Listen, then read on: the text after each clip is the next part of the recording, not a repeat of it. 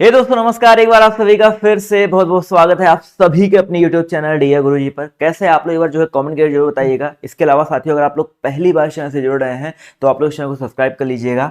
Telegram group पर अगर आप लोग अभी तक नहीं जुड़े हैं जुड़ जाइए, क्योंकि जितने भी इंपॉर्टेंट अपडेट हैं आपको यहीं पर मिलते हैं। आपको हर डेली आपको 2 से 3 शॉर्ट वीडियोज आपको हमारे टेलीग्राम के अलावा इंस्टाग्राम पर जो देखने को मिलते हैं, तो यहाँ भी फॉलो कर लीजिएगा। नीचे आप सभी को दोनों का जो लिंक है मिल जाएगा। व्हाट्सएप पे जाना चाहते हैं तो व्हाट्सएप का ग्रुप का जो लिंक है वो भी आपको डिस्क्रिप्शन बॉक्स मिल जाएगा, वहां से जुड़ सकते हैं।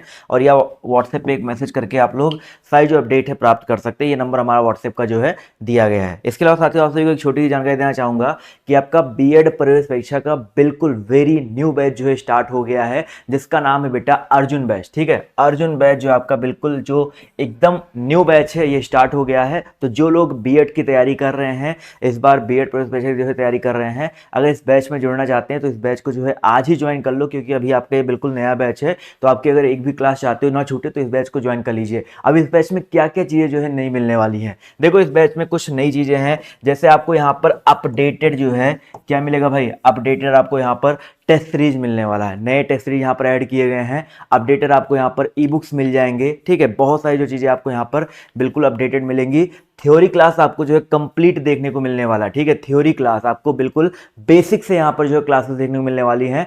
टेस्ट सीरीज आपको मैंने बता ही दिया, अपडेट वाला जो है मिलने वाला है। रिकॉर्डेड वीडियोस भी होंगे, लाइव वीडियोस भी होंगे, लाइव क्लासेस भी होंगी। वहाँ पर आप जब चाहें ऑनलाइन ऑफलाइन कभी भी क्लासेस को जो आप एक्सेस कर सकते हैं। तो आप इसको परचेज कर सकते हैं। अभी इसका ऑफर प्राइस चल रहा है 50% आपके साथ 749 में। ठीक है, कैसे जुड़ना है, क्या क्या करना है भाई, बहुत सिंपल सा प्रोसेस है। आप सभी को जो है डियर गुरुजी ऑफिशियल करके ऐप है, इस ऐप को जो है डाउनलोड कर लेना है। डाउनलोड करके इसको ओपन करना है। ओपन करने के बाद आपको जाना है पेड कोर्सेज में। देख लो भाई ध्यान से, यहाँ पर आप सभी को पेड कोर्सेज का ऑप्शन मिल जाएगा। पेड कोर्सेज में जो है जाना है और यहीं पर आपको इसके अंदर जो है मिल जाएगा अर्जुन बैच। अर्जुन बैच आप देख लीजिएगा। उसके बाद यहाँ पर नीचे ज्वाइन करने का ऑप्शन दिखा होगा, आप ज्वाइन पे क्लिक करके जो है सिंपली आपके सामने एक आएगा ऑप्शन सबमिट करने का। आपका यहाँ पर नंबर लिखा होगा और यहाँ सबमिट करने का ऑप्शन आएगा। सबमिट जैसे ही आप क्लिक करते हैं तो आपके व्हाट्सएप पर पेमेंट गेटवे लाइव करके आपको एक मैसेज चला जाएगा। ठीक है, आप सिंपली जो है एक परचेज लिंक वहां पर होगा, उस परचेज लिंक पे क्लिक करिएगा और वहां पर आपके सामने गूगल पे, फोन पे कई सारे ऑप्शन आते हैं, उसकी मैसेज जो है पे कर सकते हैं। और जैसे ही पे करेंगे आपके ऐप में जो है आपका बैच मिल जाएगा। अपने ऐप पे जाइएगा, माई परचेज आपका एक सेक्शन मिलेगा, वहां पे आपको आपका बैच जो है देखने को मिल जाएगा। ठीक है, तो जो लोग जुड़ना चाहते हैं आज ही जो जुड़ें और अपनी जो तैयारी है उसको एक नेक्स्ट लेवल पर जो है लेकर जाइए। तो चलिए स्टार्ट करते हैं आज के सेशन को। आज की इस क्लास को हम लोग क्लास की तरफ जो फोकस करेंगे। नमस्कार दोस्तों, मैं वैभव एक बार फिर से आप सबका स्वागत करता हूं आपके अपने YouTube चैनल डियर गुरुजी में। आप सबका स्वागत है। आप सभी मेरे भाई बहनों का अपने ऑनलाइन प्लेटफॉर्म डियर गुरुजी में आप सभी का स्वागत है। चलिए जल्दी से सारे लोग आ जाइएगा। Very very good evening to all of you. और इसके बाद आज की क्लास की हम लोग शुरुआत करेंगे। और जितने भी मेरे भाई बहन मुझे देख रहे हैं, मुझे सुन रहे हैं, सभी लोग अपने अपने स्तर पर सेशन को एक बार लाइक और शेयर कर दिएगा ताकि बाकी लोगों तक ये सेशन पहुंच सके। ठीक है, चलो जल्दी से सारे लोग आ जाइएगा और शुरू करते हैं आज की क्लास को। चलो भैया पहले प्रश्न की बात करेंगे। पहला प्रश्न आपसे कह रहा है, निम्नलिखित में से किसने कहा था कि भारतवर्ष तलवार के बल पर जीता गया है और तलवार के बल पर ही उसे क्या करेंगे, ब्रिटिश कब्जे में रखा जाएगा। चलिए जल्दी से सारे लोग आंसर कीजिएगा। पहले प्रश्न का आप सभी लोगों को आंसर करना है। Very very good evening to all of you. जितने भी मेरे भाई बहन जुड़ते चल रहे हैं सभी लोग जल्दी से आ जाइएगा। सभी लोग अपने अपने स्तर पर सेशन को एक बार लाइक और शेयर कर दो ताकि बाकी लोगों तक ये सेशन पहुंच जाए। चलिए पहले प्रश्न की बात करेंगे। आधुनिक इतिहास का पहला प्रश्न है। पहले प्रश्न में क्या कह रहा है, पहले प्रश्न में कह रहा है कि कौन सा गवर्नर जनरल है जिसने कहा था कि भारतवर्ष को तलवार के बल पर क्या किया गया था, अपने अधीन किया गया था और तलवार के बल पर ही हम लोग क्या करेंगे, उसको अपने अधीन रखेंगे। ठीक है, क्लियर नहीं दिख रहा है भाई, क्लियर नहीं दिख रहा है, दिख तो रहा है मेरे ख्याल से, है ना। एक बार मुझे जरा कमेंट करके भैया बता दो, साफ नहीं दिख रहा है। स्वाति भगत, स्वाति कह रही है, स्वाति जी कह रही है कि साफ नहीं दिख रहा है। एक बार जरा मुझे आप लोग कमेंट करके बता दो भैया कि साफ दिखाई पड़ रहा है कि नहीं पड़ रहा है। मेरे ख्याल से साफ तो दिख रहा है भैया। जब मैं इतना साफ दिख सकता हूं तो ये नहीं दिखेगा भाई, है ना। इतनी सारी लाइटिंग दुनिया भर की चीजें की है ना। चलो जल्दी से बताओ क्या होगा भाई, चलो जल्दी से। ठीक है, तो अगर हम लोग बात करते हैं कि गवर्नर जनरल की बात करते हैं, देखो डफरिन की अगर हम लोग बात करेंगे तो डफरिन के समय में जो सबसे महत्वपूर्ण काम होगा वो क्या होगा, तो वो ये होगा कि 28 दिसंबर 1885 को कांग्रेस की स्थापना हो रही है। ठीक है, एक काम क्या हो जाएगा, अगर हम लोग डफरिन की बात करेंगे, ठीक है, किसकी बात करते हैं, अगर हम लोग डफरिन की बात करते हैं तो डफरिन के समय में एक काम तो ये होगा कि 28 दिसंबर 1885 को क्या हो जा रहा है, तो कांग्रेस की स्थापना हो जा रही है। ठीक है, अगर आपसे पूछा जाए कांग्रेस की स्थापना के समय गवर्नर जनरल कौन था, तो डफरिन था। दूसरी चीज ध्यान रखिएगा, जो ये डफरिन है, इन्होंने कांग्रेस को क्या कहा था, तो इन्होंने कांग्रेस को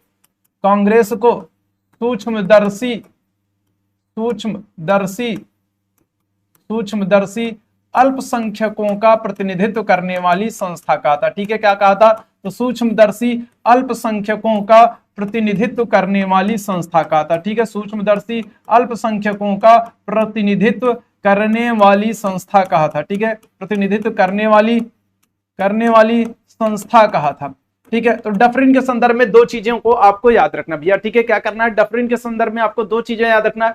पहला काम तो क्या होगा, एक काम तो महत्वपूर्ण ही हो रहा है कि 28 दिसंबर 1885 को कांग्रेस की स्थापना हो रही है।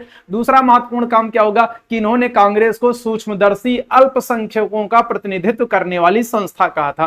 ठीक भाई बात। अगर हम लोग लैंसडाउन की बात करेंगे तो लैंसडाउन के समय में क्या हो रहा है भाई, इनके समय में भी दो काम हो रहा है। पहला काम तो ये होगा कि 1891 में द्वितीय नियमित जनगणना, दूसरी नियमित जनगणना इनके समय में होती है। ठीक है, दूसरी नियमित जनगणना इनके समय में होगी।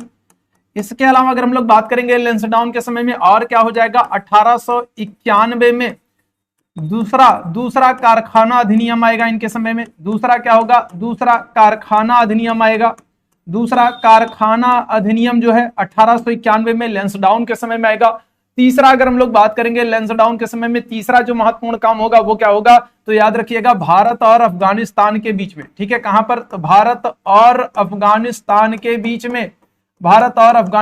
बीच में क्या हो जाएगा, डूरंड रेखा खींची जाएगी। ठीक है, क्या होगा, भारत और अफगानिस्तान के बीच में कौन सी रेखा है, तो डूरंड रेखा है। और ये डूरंड रेखा का निर्धारण किस गवर्नर जनरल के समय में किया गया था, लैंसडाउन के समय में किया गया था। ठीक भाई बात। लास्ट में बचते हैं कौन, हमारे कर्जन बचते हैं। तो कर्जन के समय में आपको पता है क्या होगा, 16 अक्टूबर 1905 को बंगाल विभाजन होगा। ठीक है, सबसे महत्वपूर्ण काम क्या होगा, तो इनके समय में जो सबसे महत्वपूर्ण काम होता है जिसके लिए जाने जाते हैं वो है 16 अक्टूबर 1905 को बंगाल विभाजन लागू होता है। ठीक है, क्या होगा, तो बंगाल विभाजन लागू हो जाएगा।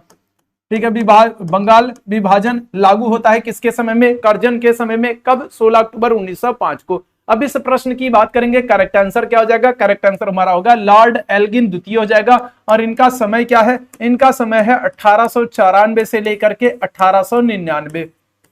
ठीक भाई बात। अगर हम लोग बात करेंगे तो हमारा जो करेक्ट आंसर क्या हो जाएगा, ऑप्शन संख्या बी हो जाएगा। लॉर्ड एल्गिन द्वितीय जो है, जिनका समय 1894 से लेकर के 99 तक है, इन्होंने कहा था कि भारत को क्या किया गया था, भारत को तलवार के बल पर जो है जीता गया था और तलवार के बल पर ही क्या किया जाएगा, उसे अंग्रेजों के अधीन रखा जाएगा। तो पहले प्रश्न का जितने भी मेरे भैया लोग ऑप्शन संख्या बी करेंगे बिल्कुल करेक्ट हो जाएंगे। कौन आंसर होगा, लॉर्ड एल्गिन द्वितीय हो जाएगा। ऑप्शन संख्या बी भैया बिल्कुल एकदम करेक्ट हो जाएगा। ठीक भाई बात। चलो आगे बढ़ेंगे अगले प्रश्न की तरफ। अगले प्रश्न का आंसर करेंगे, निम्नलिखित में से कौन सा युग्म सही सुमेलित नहीं है। चलिए, चार ऑप्शन आपको दिए गए हैं और आपको बताना है कौन सा युग्म सही सुमेलित नहीं है। पहला कह रहा है Pitt's India act Warren Hastings, दूसरा कह रहा है डॉक्ट्रिन ऑफ लैप्स डलहौजी के समय में, तीसरा आपसे कह रहा है वर्नाक्यूलर प्रेस एक्ट कर्जन के समय में, और चौथा कह रहा है इल्बर्ट बिल विवाद रिपन के समय में।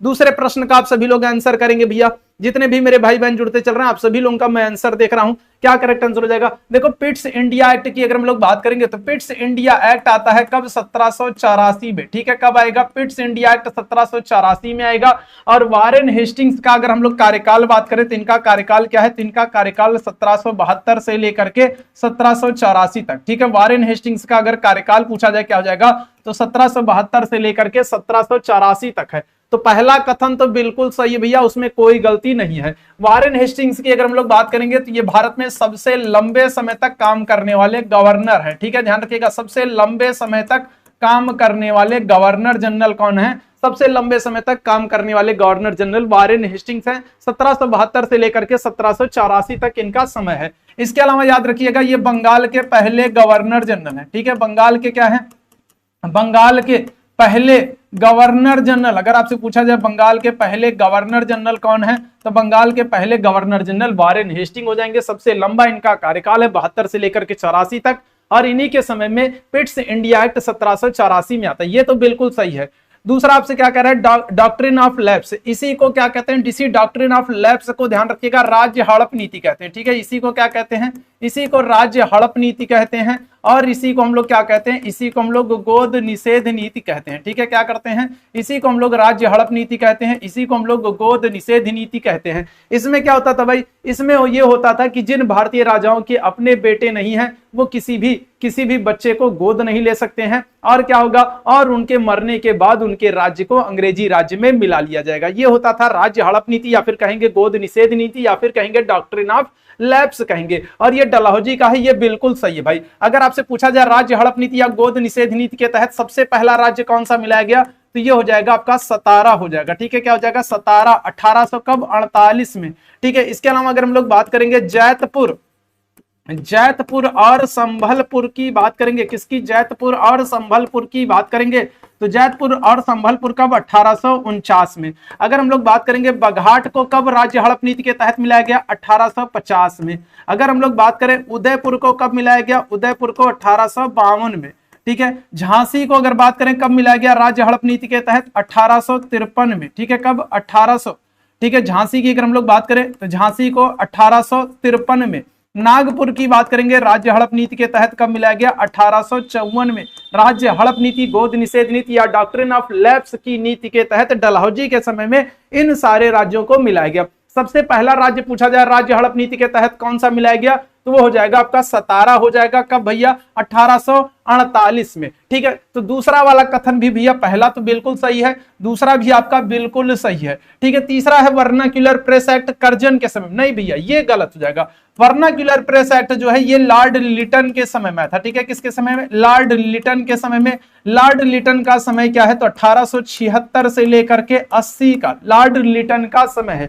ठीक है, लॉर्ड लिटन का जो समय है वो 1876 से लेकर के 1880 का है और इनके समय में वर्नाक्यूलर प्रेस एक्ट आया था, जिसके तहत क्या किया गया था, जिसके तहत समाचार पत्रों पर प्रतिबंध लगा दिया गया था। इसके अलावा इनके समय में और क्या हुआ था, इनके समय में आर्म्स एक्ट आया था। आर्म्स एक्ट के द्वारा क्या किया गया था, आर्म्स एक्ट के द्वारा भारतीयों के हथियार रखने पर पाबंदी दी गई थी। इसके अलावा क्या होगा, लिटन के समय में याद रखिएगा सिविल सेवा में शामिल होने की जो आयु है, सिविल सेवा में शामिल होने की आयु, सिविल सेवा में शामिल होने की आयु, सिविल सेवा में शामिल होने की जो आयु है, आयु को क्या किया गया है, 21 से घटाकर 19 कर दिया गया था। ठीक है, कितना कर दिया गया था, तो 21 से घटाकर 19 वर्ष कर दिया गया था।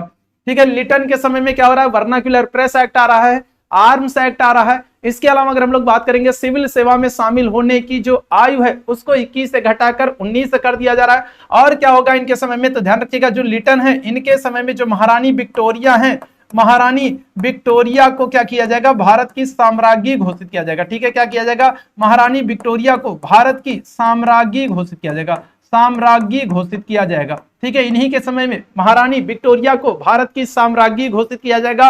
भारत जो है दरबार का आयोजन किया जाएगा। और ये जो लॉर्ड लिटन है ये क्या करते थे, तो ये ओवेन मैरीडेथ के नाम से कविताएं लिखते थे। किसके नाम से, ओवेन मैरीडेथ के नाम से, ओवेन मैरीडेथ के नाम से क्या करते थे, कविताएं लिखते थे। तो आपसे पूछा जाए अगर कौन सा गवर्नर जनरल है जो ओवेन मैरीडेथ के नाम से कविताएं लिखता था, तो ये कौन हो जाएंगे, तो याद रखिएगा ये लिटन हो जाएंगे। लिटन का समय क्या है, 76 से लेकर के 80 तक। यही ऑप्शन संख्या सी वाला जो है यही हमारा क्या हो जाएगा, सही नहीं है। ऑप्शन आपसे क्या पूछ रहा है, कौन सा सही सुमेलित नहीं है, तो ऑप्शन संख्या सी भैया यहां पर हमारा सही सुमेलित नहीं है।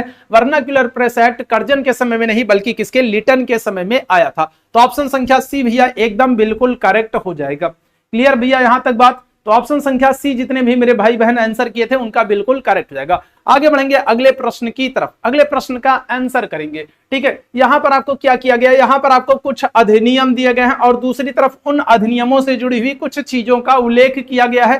पूट के आधार पर आपको सही विकल्प का चुनाव करना। चलो तीसरे प्रश्न का आप लोग आंसर करेंगे, तब तक मैं आप लोगों के कमेंट्स को देख लेता हूं। चलो जल्दी से सारे लोग तीसरे प्रश्न का आप सभी लोग आंसर करेंगे, जितने मेरे भाई बहन है तीसरे प्रश्न का आंसर कीजिएगा, तब तक मैं आप लोगों के कमेंट्स को देख लेता हूं। चलो जल्दी से सारे लोग आ जाओ। Very very good evening to all of you. जितने भी मेरे भाई बहन जुड़ते चल रहे हैं सभी लोग अपने अपने स्तर पर सेशन को एक बार लाइक और शेयर कर दो, है ना, ताकि बाकी लोगों तक भी ये सेशन पहुंच जाए, बाकी लोग भी जुड़ जाए। चलिए जल्दी से सारे लोग आंसर कीजिएगा, इस प्रश्न का क्या करेक्ट आंसर हो जाएगा। चलिए सूफिया का तीसरे प्रश्न का ऑप्शन संख्या ए आ रहा है। ठीक है, चलो देखा जाएगा क्या होता है भाई, चलो देखते हैं क्या होगा भाई। चलिए सूफिया ने तीसरे प्रश्न का ऑप्शन संख्या ए आंसर किया है। ठीक है, चलिए जय मां शारदे ऑप्शन संख्या बी आ रहा है। ठीक है, शिल्पा यादव जी आपका नाम नहीं लेते। ठीक है शिल्पा आप भी आंसर करो। ठीक है, छोटी ऑप्शन बी। चलिए शुक्ला जी, चलिए आंसर करते चलो भाई, क्या होगा। बिल्कुल बहुत अच्छे भाई, बिल्कुल बहुत अच्छे। जितने लोग देखो क्या कर रहे हैं, जितने लोग देखो, सबसे सीधी बात, भारत सरकार अधिनियम 1919 और 1919 के द्वारा क्या किया जा रहा है, 1919 के द्वारा प्रांतों में द्वैध शासन लागू किया जाएगा। पहले का तीसरा आपको कहां पर दिख रहा है, एक ही ऑप्शन में दिख रहा है, ऑप्शन संख्या बी एकदम बिल्कुल करेक्ट हो जाएगा। ठीक भाई बात, बस बाकी देखने की जरूरत ही नहीं है। तीसरे प्रश्न का बिल्कुल बहुत अच्छे, सभी लोग एकदम करेक्ट आंसर कर रहे हैं, बिल्कुल एकदम सही लोग, सभी लोग क्या कर रहे हो, एकदम सही आंसर कर रहे हो। ठीक है, तो क्या हो जाएगा अगर हम लोग बात करते हैं, ठीक भाई बात, तो अगर हम लोग बात करेंगे क्या हो जाएगा, तीसरे प्रश्न का क्या हो जाएगा, ऑप्शन संख्या बी यहां पर बिल्कुल एकदम करेक्ट हो जाएगा। एक बात याद रखना, अगर आपसे पूछे प्रांतों में द्वैध शासन, अगर आपसे पूछे कि प्रांतों में द्वैध शासन किस एक्ट से लागू किया गया, तो प्रांतों में द्वैध शासन 1919 के एक्ट से। ठीक है, कहां से, तो प्रांतों में द्वैध शासन 1919 के एक्ट से। लेकिन अगर आपसे पूछ ले केंद्र में द्वैध शासन, ठीक है, क्या कर ले, अगर आपसे पूछ ले केंद्र में द्वैध शासन, अगर आपसे पूछ ले केंद्र में द्वैध शासन, तो केंद्र में द्वैध शासन किस एक्ट से, 1935 के एक्ट से। ठीक है, क्या होगा, 1935 के एक्ट से। प्रांतों में द्वैध शासन पूछे 1919, लेकिन अगर केंद्र में द्वैध शासन पूछे तो क्या हो जाएगा, तो केंद्र में द्वैध शासन 1935 के एक्ट से लागू किया गया था। ठीक है, यहां पर भारत सरकार अधिनियम 1935 के द्वारा क्या किया गया, प्रांतों में द्वैध शासन, पहले का तीसरा आपको एक ही विकल्प में देख रहा है, और ऑप्शन संख्या बी एकदम बिल्कुल करेक्ट हो जाएगा। ठीक है, चलो आगे बढ़ेंगे अगले प्रश्न की तरफ। अगले प्रश्न का आंसर कीजिएगा। भारतीय संविधान की प्रस्तावना में ये सारे शब्दों का इस्तेमाल किया गया है। यहां पर ये सारे शब्द आपको दिए गए हैं, लेकिन आपको सही क्रम में बताना है। ठीक है, आपको बताना है कि शब्दों का कौन सा क्रम सही है। यहां पर गणतंत्र पहले दिया, यहां सार्वभौम दिया है, यहां पर कुछ और दिया, यहां पर कुछ और दिया। आपको सही क्रम की पहचान करना। प्रस्तावना देखते हैं कितने लोग सही से पढ़े हैं भाई, है ना। प्रस्तावना में क्या है, कुछ नहीं, वही सारी चीजें हैं। प्रस्तावना कौन पढ़ेगा, तो जरा बताओ भाई, जरा देखिए इस प्रश्न का कितने लोग सही आंसर कर पाते हैं। भारतीय संविधान की प्रस्तावना के सिलसिले में निम्नलिखित में से कौन सा क्रम सही है। चलिए जल्दी से सारे लोग बताइएगा कौन सा क्रम यहां पर सही हो जाएगा। चलो फटाफट सभी मेरे भाई बहन आंसर करते चलो भाई। ठीक है, चौथे प्रश्न का क्या हो जाएगा, किसने आंसर किया भाई, नूर ने आंसर किया। चलो मोनिका ने भी आंसर किया, चलो बहुत अच्छे, चलो बहुत अच्छे भाई। सपना ने भी आंसर कर दिया, शुक्ला जी ने भी आंसर कर दिया, है ना। क्या होगा, रजिया ने भी आंसर किया, स्नो ने भी आंसर किया। चलो बहुत सारे लोग आंसर करो। ठीक है, अगर हम लोग बात करें प्रस्तावना की बात करें भाई, अगर हम लोग प्रस्तावना की बात करें तो प्रस्तावना में क्या कहा गया, हम भारत के लोग भारत को एक संपूर्ण प्रभुत्व संपन्न आपको कहां पर दिख रहा है, ये दिख रहा है। हम भारत के लोग भारत को एक संपूर्ण प्रभुत्व संपन्न, दूसरा उसके बाद क्या होगा, संपूर्ण प्रभुत्व संपन्न समाजवादी, इसके बाद क्या होगा, पंथ निरपेक्ष, इसके बाद क्या होगा, लोकतंत्रात्मक, है ना। हम भारत के लोग भारत को एक संपूर्ण प्रभुत्व संपन्न समाजवादी पंथ निरपेक्ष लोकतंत्रात्मक गणराज्य बनाने के लिए तथा उसके समस्त नागरिकों को सामाजिक, आर्थिक और राजनीतिक न्याय, विचार, अभिव्यक्ति, विश्वास, धर्म और उपासना की स्वतंत्रता, प्रतिष्ठा और अवसर की समानता को उपलब्ध कराने के लिए तथा उन सब व्यक्ति की गरिमा और राष्ट्र की एकता और अखंडता को सुनिश्चित करने वाली बंधुता को बढ़ाने के लिए दृढ़ संकल्प होकर अपनी संविधान सभा में 26 नवंबर 1949 को संविधान को क्या करते हैं, अंगीकृत, अधिनियमित और आत्मसमर्पित करते हैं। तो जो सही क्रम होगा वो क्या हो जाएगा भाई, ये होगा संपूर्ण प्रभुत्व संपन्न, समाजवादी, पंथ निरपेक्ष और लोकतंत्रात्मक गणराज्य। ऑप्शन संख्या क्या हो जाएगा? डी भैया एकदम बिल्कुल यहां पर करेक्ट हो जाएगा। ठीक है, क्या हो जाएगा? ऑप्शन संख्या डी यहां पर भैया एकदम बिल्कुल करेक्ट हो जाएगा। जितने लोग ऑप्शन संख्या डी आंसर किए बिल्कुल एकदम करेक्ट हो जाएंगे। अगर आपसे पूछा जाए आपसे कि जो ये प्रस्तावना है, ठीक है, जो ये प्रस्तावना है, इसको संविधान की हृदय एवं आत्मा किसने कहा? ठीक है, हृदय एवं आत्मा किसने कहा? हृदय एवं आत्मा कहा जवाहरलाल नेहरू ने। ठीक है, किसने किया? जवाहरलाल नेहरू ने हृदय एवं आत्मा कहा। अगर आपसे पूछा जाए प्रस्तावना को राजनैतिक जन्मपत्री किसने कहा? ठीक है, प्रस्तावना को क्या किया है? तो प्रस्तावना को राजनैतिक जन्मपत्री किसने कहा? राजनैतिक जन्मपत्री किसने कहा है? तो के एम मुंशी ने कहा। ठीक है, किसने कहा? तो के एम मुंशी ने राजनैतिक जन्मपत्री कहा। अगर आपसे पूछा जाए संविधान का परिचय पत्र किसने कहा? ठीक है, संविधान का परिचय पत्र, प्रस्तावना को संविधान का परिचय पत्र किसने कहा? तो के एन पालकीवाला ने। ठीक है, किसने? तो पालकीवाला ने। ठीक है, पालकीवाला ने क्या किया है? तो पालकीवाला ने प्रस्तावना को संविधान का परिचय पत्र कहा है। ठीक भाई बात। ऑप्शन संख्या क्या हो जाएगा? डी यहां पर भैया एकदम बिल्कुल करेक्ट हो जाएगा। आगे बढ़ा जाए, चलो आगे बढ़ते हैं अगले प्रश्न की तरफ। अगले प्रश्न का आंसर कीजिएगा। मौलिक अधिकारों के निलंबन का आदेश कौन दे सकता है? चलो इस प्रश्न का आंसर करो भाई। बहुत अच्छा, बहुत ही जानदार प्रश्न है और इस प्रश्न का देखते हैं कितने लोग सही आंसर करते हैं। चलिए जल्दी से सारे लोग आंसर करना भाई। ठीक है, तो मौलिक अधिकारों के निलंबन का आदेश कौन दे सकता है? चलिए जल्दी से सारे लोग आंसर करना भैया।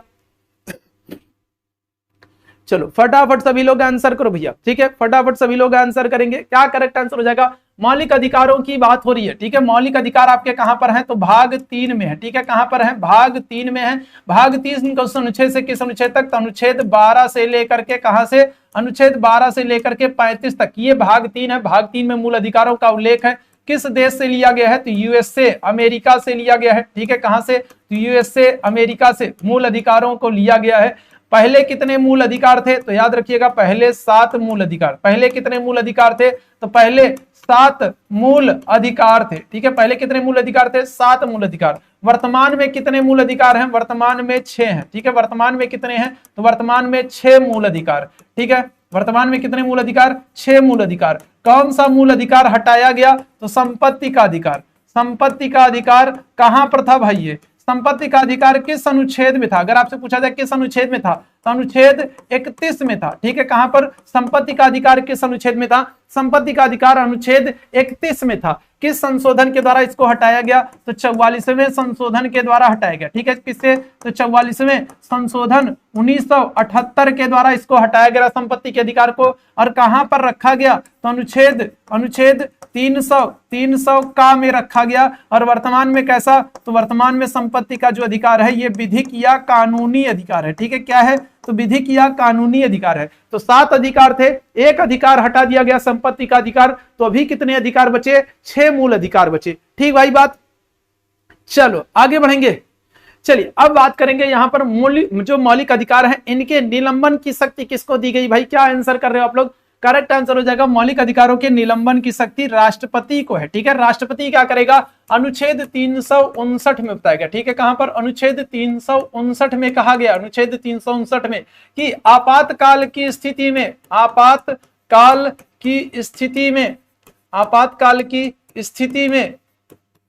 स्थिति में अनुच्छेद 20 और 21 को छोड़कर अनुच्छेद 20 और अनुच्छेद 21 को छोड़कर अनुच्छेद 20 और 21 को छोड़कर राष्ट्रपति सभी मूल अधिकारों को क्या कर सकता है? निलंबित कर सकता है। राष्ट्रपति सभी मूल अधिकारों को क्या कर सकता है? राष्ट्रपति सभी मूल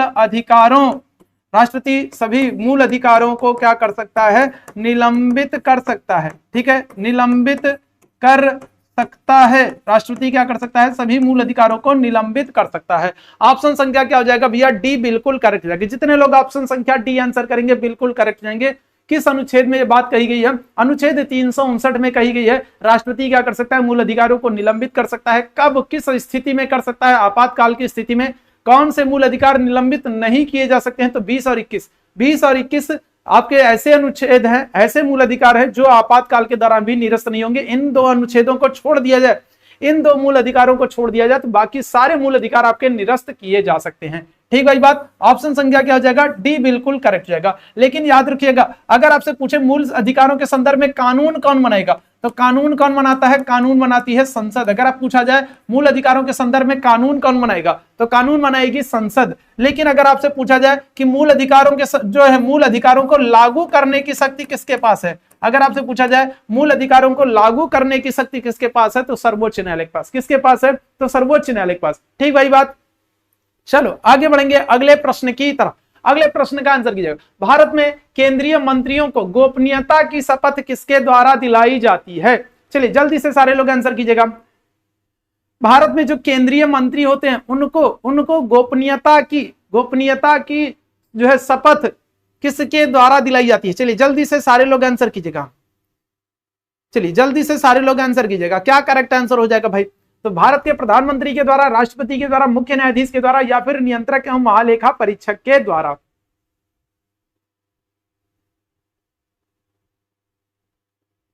चलिए फटाफट सभी लोग आंसर करना भैया, क्या करेक्ट आंसर हो जाएगा भाई, क्या करेक्ट आंसर हो जाएगा। चलिए जल्दी से सारे लोग आंसर करना भाई। चलो ऑप्शन संख्या बी बिल्कुल करेक्ट हो जाएगा। ठीक है, बिल्कुल, बहुत अच्छे, ऑप्शन संख्या बी आंसर कर रहा हूं, बी बिल्कुल करेक्ट हो जाएगा।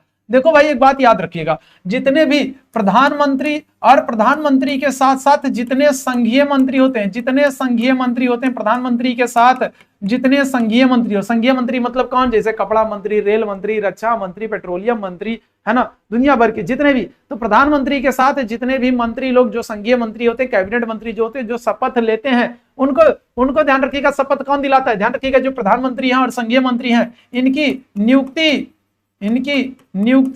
इनकी शपथ और इनका त्यागपत्र, ये सब काम कौन करेगा, ये सब काम राष्ट्रपति करता है। ध्यान रखिएगा इन सब की, जो प्रधानमंत्री हैं और जो संघीय मंत्री हैं, इनकी नियुक्ति कौन करेगा, राष्ट्रपति करेगा।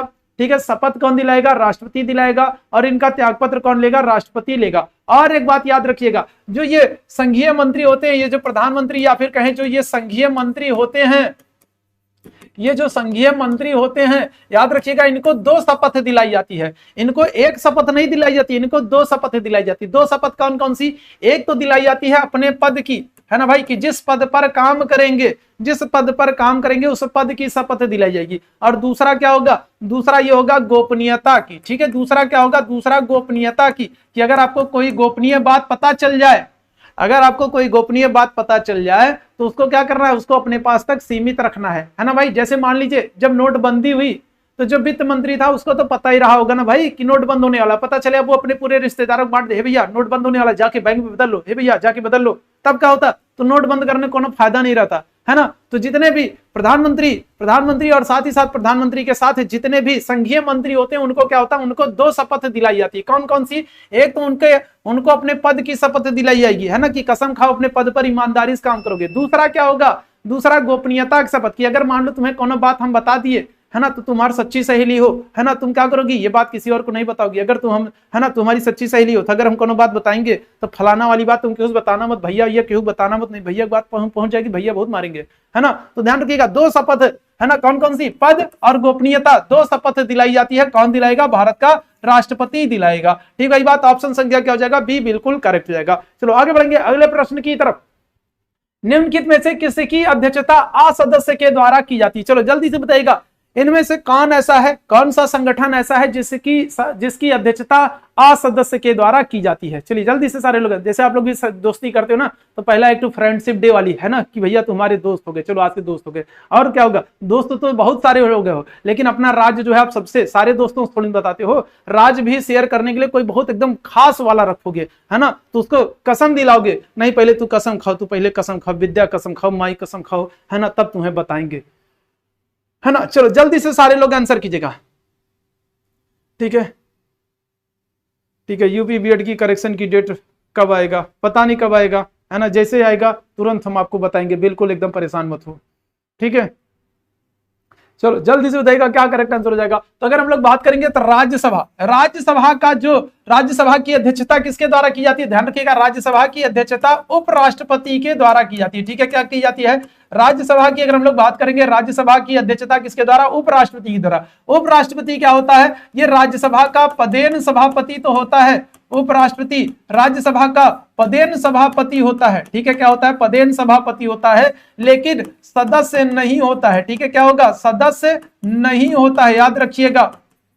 उपराष्ट्रपति राज्यसभा का क्या होगा? उपराष्ट्रपति राज्यसभा का पदेन सभापति होता है, लेकिन क्या होगा? लेकिन ध्यान रखिएगा, वो राज्यसभा का सदस्य नहीं होता है। अगर आपसे पूछा जाए वर्तमान में कौन है वर्तमान में कौन है उपराष्ट्रपति, तो आपको पता है जगदीप धनखड़ है। कौन है? जगदीप धनखड़ है। और उपराष्ट्रपति बनने से पहले किस राज्य के राज्यपाल थे? तो याद रखिएगा पश्चिम बंगाल के। कहां के राज्यपाल थे? पश्चिम बंगाल के राज्यपाल थे, ठीक है बात। अगर वर्तमान में बात करें, वर्तमान में उपराष्ट्रपति कौन है? जगदीप धनखड़ हैं। और ये उपराष्ट्रपति बनने से पहले किस राज्य के राज्यपाल थे? पश्चिम बंगाल के राज्यपाल थे, ठीक भाई बात। चलो इसके अलावा अगर हम लोग बात करेंगे, राज्यसभा की बात करते हैं, तो राज्यसभा में अधिकतम सदस्य कितने होते हैं भाई? बताओ, अधिकतम सदस्य कितने होंगे? 250। वर्तमान सदस्य कितने होंगे? 245। कितने? 245। राष्ट्रपति कितना मनोनीत करता है इसमें? राष्ट्रपति कितने सदस्य? राष्ट्रपति 12 सदस्य मनोनीत करते हैं, ठीक है। कितने सदस्य? राष्ट्रपति 12 सदस्य मनोनीत करते हैं, ठीक है, 12 सदस्य मनोनीत करते हैं। 1/3 सदस्य क्या करते हैं? हर दूसरे वर्ष अवकाश ग्रहण करते हैं। 1/3 सदस्य हर दूसरे वर्ष क्या करते हैं? हर दूसरे वर्ष अवकाश ग्रहण करते रहते हैं, ठीक है, अवकाश ग्रहण करते हैं, अवकाश ग्रहण करते हैं। और अगर पूछ ले कार्यकाल, राज्यसभा का कार्यकाल क्या होता है भाई? राज्यसभा का कार्यकाल क्या होगा? 6 वर्ष होगा, ठीक है, क्या होगा? राज्यसभा का कार्यकाल 6 वर्ष होगा। आयु सीमा अगर बात करें, राज्यसभा की आयु सीमा क्या होगी? राज्यसभा के लिए आयु सीमा क्या होती है? तो आयु सीमा हो जाएगी कितना? 30 वर्ष, ठीक है। राज्यसभा के सदस्यों के लिए आयु सीमा क्या हो जाएगी? 30 वर्ष हो जाएगी। अभी राज्यसभा में किस महिला को? तो याद रखिएगा सुधा मूर्ति को मनोनीत किया गया, ठीक है, किसको? सुधा मूर्ति को। अभी हाल ही में राज्यसभा में किसको? तो सुधा मूर्ति को क्या किया गया है? तो सुधा मूर्ति को मनोनीत किया गया, ठीक है। अभी हाल ही में राज्यसभा में किस महिला को मनोनीत किया गया है? सुधा मूर्ति को मनोनीत किया गया। इतनी बात याद रखिएगा। राज्यसभा क्या होता है भाई? राज्यसभा द्वितीय सदन होता है, ठीक है, क्या होता है? द्वितीय सदन होता है। राज्यसभा उच्च सदन होता है। राज्यसभा अस्थायी सदन होता है, ठीक है, क्या होता है? अस्थायी सदन होता है। ऑप्शन संख्या बी बिल्कुल करेक्ट हो जाएगा, ठीक है बात। चलो आगे बढ़ेंगे अगले प्रश्न की तरफ। लोक लेखा समिति के सदस्य बताइएगा। लोक लेखा समिति के बारे में पूछा जा रहा है, ठीक है। बीएड की फॉर्म की लास्ट डेट कब तक है? अभी फिलहाल डेट बढ़ गई है भैया, सरकारी रिजल्ट पर जाओगे आपको दिखाई पड़ जाएगा, है ना। छोटी सी बात के लिए इतना परेशान हो जाते हो, है ना। हमें तो लगता है एग्जाम के एक दिन पहले ना हमको फोन करके पूछोगे, सर जी एडमिट कार्ड पता नहीं कमरे में कहाँ रख दिए, कहाँ मिलेगा बताइए ना, है ना। ऐसा क्वेश्चन पूछते हो। बीएड का पेपर तुम्हें देना, सिलेबस है नहीं पता, तारीखें नहीं पता, गजब गजब चीज पूछते हो, है ना, गजब गजब चीज पूछते हो, ठीक है। पेपर के एक दिन पहले हमको फोन करके पूछना, सर जी यही कॉपी किताब के नीचे एडमिट कार्ड रखे थे, मिल नहीं रहा, बताइए ना कहाँ मिलेगा। चलिए बताइएगा। लोक लेखा समिति की अगर हम लोग बात करेंगे, देखो लोक लेखा समिति जो है ये क्या होगा? तो ये संसद की सबसे पुरानी समिति है, ठीक है, क्या होगा? संसद की सबसे पुरानी समिति है। संसद की सबसे पुरानी समिति अगर आपसे पूछा जाए तो कौन सी है? लोक लेखा समिति। कब इसका निर्माण हुआ था? 1921 में। 1921 में क्या हुआ था? गठन हुआ था, ठीक है। 1921 में अगर हम लोग बात करेंगे, संसद की सबसे पुरानी समिति कौन सी होगी? लोक लेखा समिति। कब इसका गठन हुआ? 1921 में इसका गठन हुआ। और इसने क्या कर लिया है? इसने 100 वर्ष पूरा कर लिया भाई, ठीक है, क्या कर लिया? 100 वर्ष पूरा कर लिया। अगर आपसे पूछा जाए संसद की कौन सी समिति है जिसने 100 वर्ष पूरा कर लिया? लोक लेखा समिति। कब निर्माण हुआ था? 1921 में इसका निर्माण हुआ था। संसद की सबसे पुरानी समिति है। इसमें कुल सदस्यों की संख्या कितनी होती है? अगर हम लोग बात करें लोक लेखा समिति में कुल सदस्य कितने होते हैं, तो कुल सदस्य ध्यान रखिएगा 22 होते हैं। कितने होते हैं? 22 होते हैं। 15 सदस्य कहां से? तो 15 सदस्य लोकसभा से, और 7 सदस्य क्या होंगे? तो 7 सदस्य राज्यसभा से। कहां से? 7 सदस्य राज्यसभा से। ध्यान रखिएगा। लोक लेखा समिति ये सबसे महत्वपूर्ण समिति मानी जाती है, सबसे पुरानी समिति है। कितने सदस्य होते हैं? कुल 22 सदस्य होते हैं। 15 सदस्य लोकसभा से और 7 सदस्य राज्यसभा से। मतलब कि दोनों सदनों के सदस्य होते हैं, घराती भी होते हैं और बाराती भी होते हैं, दोनों सदनों के सदस्य होते हैं, और इसलिए सबसे महत्वपूर्ण समिति मानी जाती है। तो क्या हो जाएगा भाई? लोक लेखा समिति के सदस्य क्या होते हैं? संसद के दोनों सदनों से चुने जाते हैं, ठीक है। कहां से? संसद के दोनों सदनों से चुने जाते हैं। ऑप्शन संख्या क्या हो जाएगा भैया, ए बिल्कुल करेक्ट हो जाएगा। ठीक भाई बात, ऑप्शन संख्या क्या हो जाएगा, ए एकदम बिल्कुल करेक्ट हो जाएगा। ठीक है, ठीक है, चलो आगे बढ़ेंगे अगले प्रश्न की तरफ। आपको अपना इंस्टा आईडी बताए हैं ना, तुम लोगों को अपना इंस्टा आईडी बताए हैं कि अपना जो है मेरा इंस्टा आईडी अगर नहीं पता है तो भाई उसको है ना देख लो। ठीक है, वहां पर आपको सारी जानकारियां देता हूं, कब डेट बढ़ी, कब डेट घटी, अब कब तक क्या होगा क्या नहीं होगा, सारी डेट वहां पर देते हैं, है ना। तो इंस्टा पे हमको फॉलो नहीं करोगे, है ना, वहां हमको फॉलो नहीं करोगे, है ना, यहाँ खाली क्वेश्चन पूछोगे। चलो जल्दी से बताइएगा, विधानसभा अध्यक्ष को किस प्रकार उसके पद से हटाया जा सकता है। विधानसभा अध्यक्ष को किस प्रकार से उसके पद से हटाया जा सकता है। चलिए जल्दी से सारे लोग आंसर करिएगा, चलिए जल्दी से सारे लोग आंसर कीजिएगा। विधानसभा अध्यक्ष को किस प्रकार से उसके पद से हटाया जा सकता है। चलो जल्दी से सारे लोग आंसर करना भाई, क्या करेक्ट आंसर हो जाएगा।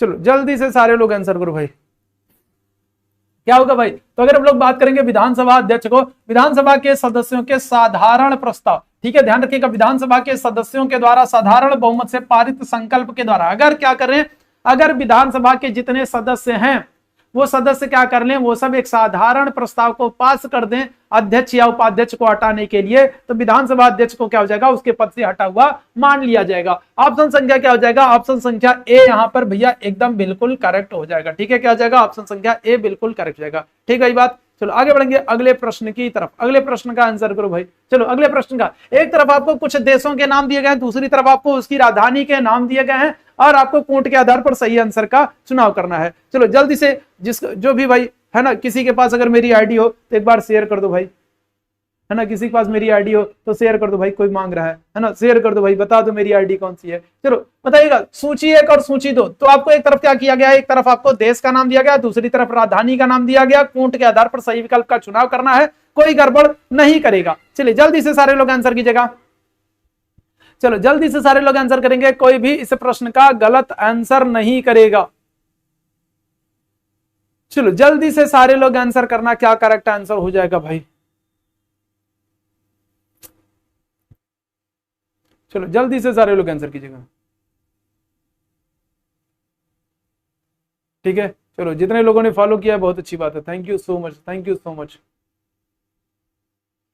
चलो क्या हो जाएगा भाई, देखो केनिया की अगर हम लोग बात करेंगे, केनिया की राजधानी क्या हो जाएगी, केनिया की राजधानी नैरोबी हो जाएगी। पहले का दूसरा आपको कहां पर दिख रहा है भाई, पहले का दूसरा आपको 2 जगह दिख रहा है। युगांडा की राजधानी क्या हो जाएगा, कंपाला हो जाएगा। ठीक है, युगांडा की राजधानी क्या हो जाएगा, कंपाला हो जाएगा। उज्बेकिस्तान की राजधानी क्या हो जाएगा, ताशकंद हो जाएगा। यूक्रेन की राजधानी क्या हो जाएगा, कीव हो जाएगा। चलो देख लो भाई क्या हो जाएगा, पहले का दूसरा और दूसरे का चौथा, पहले का दूसरा दूसरे का चौथा, अच्छा 2 जगह मिल रहा है, पहले का दूसरा दूसरे का चौथा, है ना। इसके बाद अगर हम लोग बात करेंगे तीसरे का पहला, ठीक है, तीसरे का आपका, ठीक है, क्या हो जा रहा है पहला, और चौथे का क्या हो जा रहा है तीसरा। ऑप्शन संख्या क्या हो जाएगा, बी बिल्कुल करेक्ट हो जाएगा।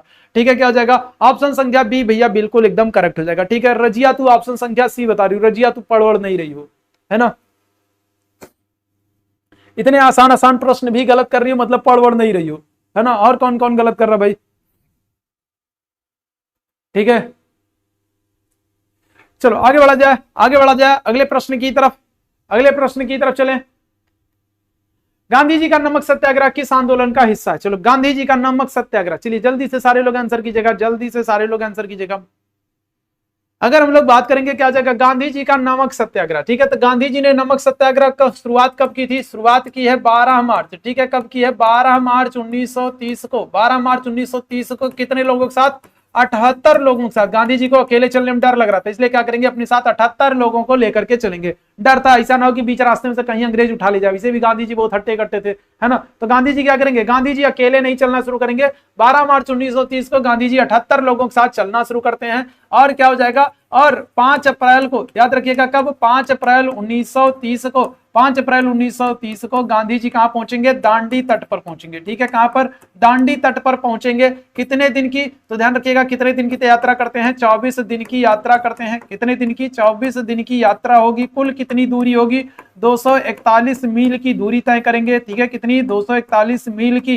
241 मील की दूरी तय करेंगे। कब? 5 अप्रैल को पहुंचते हैं और 6 अप्रैल को क्या करेंगे? तो 6 अप्रैल 1930 को ध्यान रखिएगा क्या करते हैं? नमक कानून को तोड़ते हैं। ठीक है, क्या करेंगे? नमक बना करके नमक कानून को क्या करेंगे? तोड़ेंगे। नमक कानून को तोड़ते हैं और इसी के साथ क्या होगा भाई? और इसी नमक कानून को तोड़ने के साथ ही साथ क्या होगा? तो ध्यान रखिएगा, सविनय अवज्ञा आंदोलन की शुरुआत होगी। ठीक है, क्या होगा? सविनय अवज्ञा आंदोलन की शुरुआत हो जाएगी। अगर आपसे पूछा जाए कि गांधी जी के साथ इस आंदोलन के दौरान गांधी जी के साथ कौन सा पत्रकार था, तो ध्यान रखिएगा वेब मिलर था। ठीक है, कौन था?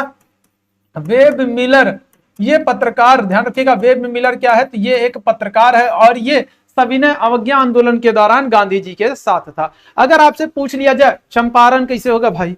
ठीक है, ये कौन है? Girl gamer. ऐसा ऐसा नाम रख लेती हो, गर्ल गेमर। अरे कुछ ढंग का नाम रख लो। कैसे चंपारण सत्याग्रह होगा भाई? चंपारण सत्याग्रह 1917 में हो रहा है। ठीक है, गांधी जी आने के बाद सबसे पहला आंदोलन कौन करेंगे? तो चंपारण सत्याग्रह करेंगे, है ना, ध्यान रखिएगा। ठीक है, चलो, तो अगर हम लोग बात करें तो क्या होगा? सविनय अवज्ञा आंदोलन के दौरान क्या हो जाएगा? गांधी जी को गिरफ्तार कर लिया जाता है। ठीक है, क्या कर लिया जाता है? गांधी जी गिरफ्तार कर लिए जाते हैं। सविनय अवज्ञा आंदोलन के दौरान गांधी जी क्या कर लिए जाएंगे? गिरफ्तार कर लिए जाएंगे। और जब गांधी जी गिरफ्तार कर लिए जाएंगे तो गांधी जी के बाद इस आंदोलन का नेतृत्व कौन करेगा? गांधी जी के बाद इस आंदोलन का नेतृत्व कौन करेंगे? तो गांधी जी के बाद याद रखिएगा अब्बास तैयब जी। ठीक है, कौन है? तो अब्बास तैयब जी।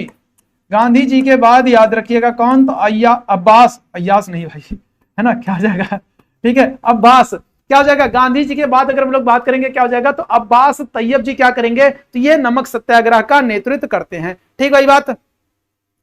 ठीक है, तो ये ध्यान रखिएगा। तो ऑप्शन संख्या क्या हो जाएगा भैया? ऑप्शन संख्या ए बिल्कुल करेक्ट हो जाएगा। गांधी जी का जो नमक सत्याग्रह है ये सविनय अवज्ञा आंदोलन के साथ जुड़ा हुआ था। भारत छोड़ो की बात करेंगे, भारत छोड़ो आंदोलन कब? तो 1942 में भारत छोड़ो आंदोलन। असहयोग आंदोलन बात करेंगे तो कब? 1920 में। ठीक है, चलो आगे बढ़ा जाए। चलो आगे बढ़ेंगे अगले प्रश्न की तरफ। अगले प्रश्न का आंसर करेंगे। ठीक है, निम्नलिखित में से किस पदाधिकारी को संसद का सदस्य नहीं होने पर भी उसे संबोधित करने का अधिकार है? चलिए जल्दी से सारे लोग आंसर करेंगे। चलिए जल्दी से सारे लोग आंसर करना। क्या हो जाएगा?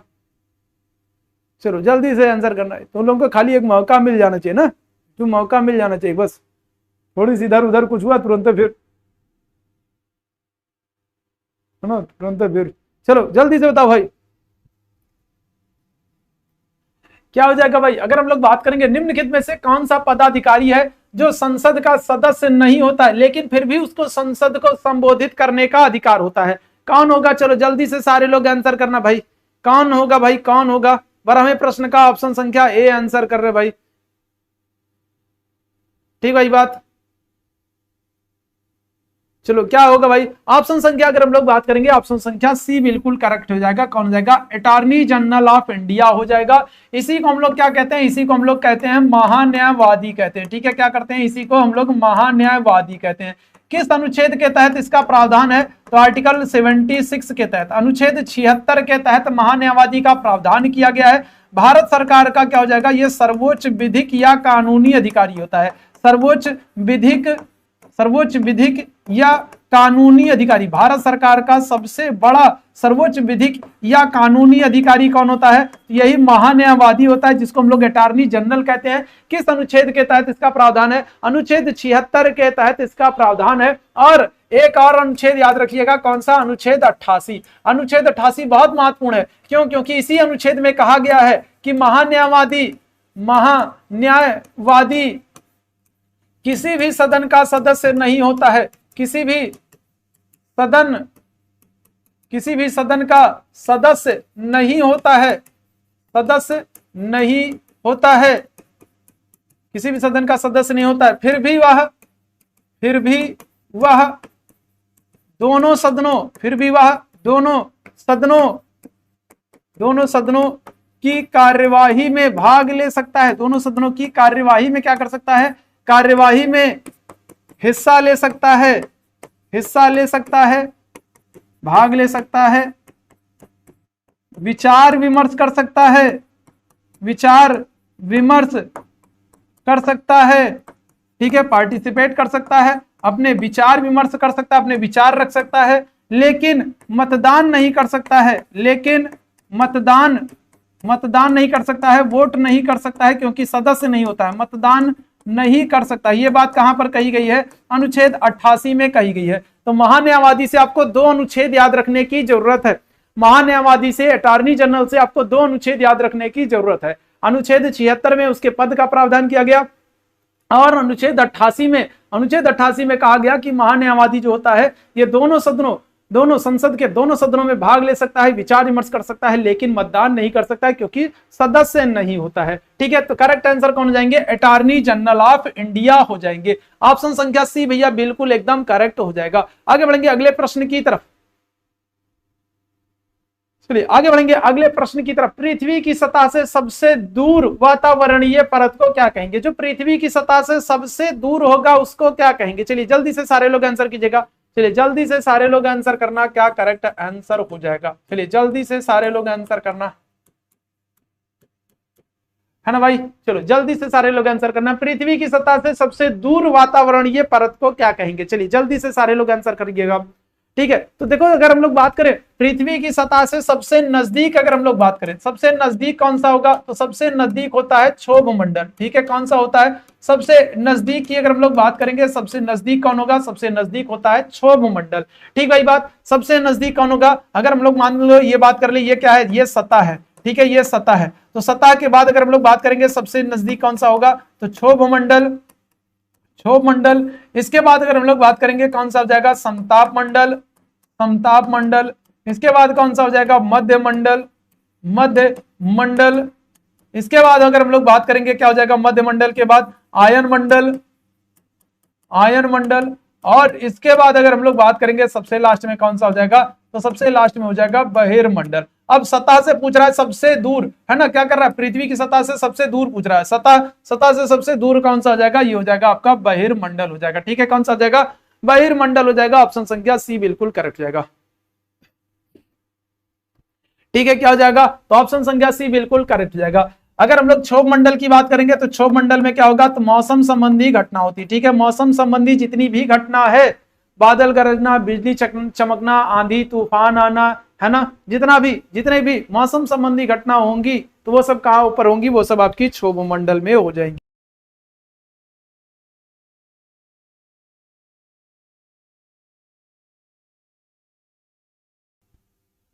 ठीक है, तो जितनी भी मौसम संबंधी घटना ये होगी अब कहां पर होगी? क्षोभ मंडल में। समताप मंडल में क्या होगा? वायुयान उड़ाने के लिए आदर्श मंडल। वायुयान उड़ाने के लिए सबसे आदर्श मंडल, वायुयान उड़ाने के लिए आदर्श मंडल कौन? समताप मंडल। अगर आपसे पूछा जाए सबसे ठंडा मंडल कौन सा होगा? मध्य मंडल। अगर आपसे पूछा जाए रेडियो तरंगे कहां से? तो रेडियो तरंगे आपके आयन मंडल से। ठीक है, और अगर आपसे पूछा जाए कृत्रिम उपग्रह कहां पर? तो कृत्रिम उपग्रह कहां पर? तो ये बहिर्मंडल में। तो ये ध्यान रखिएगा। ठीक भाई बात, चलो आगे बढ़ेंगे अगले प्रश्न की तरफ। अगले प्रश्न का आंसर कीजिएगा। दक्षिण अमेरिका के शीतोष्ण चारागाहों को क्या कहते हैं? चलिए जल्दी से सारे लोग आंसर करिएगा।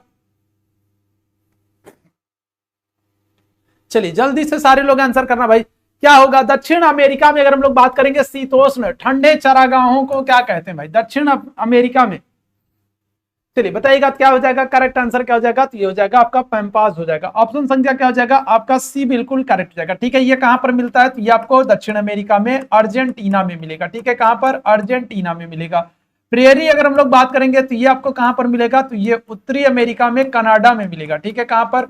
उत्तरी अमेरिका में कनाडा में मिलेगा आपको प्रेयरी घास का मैदान।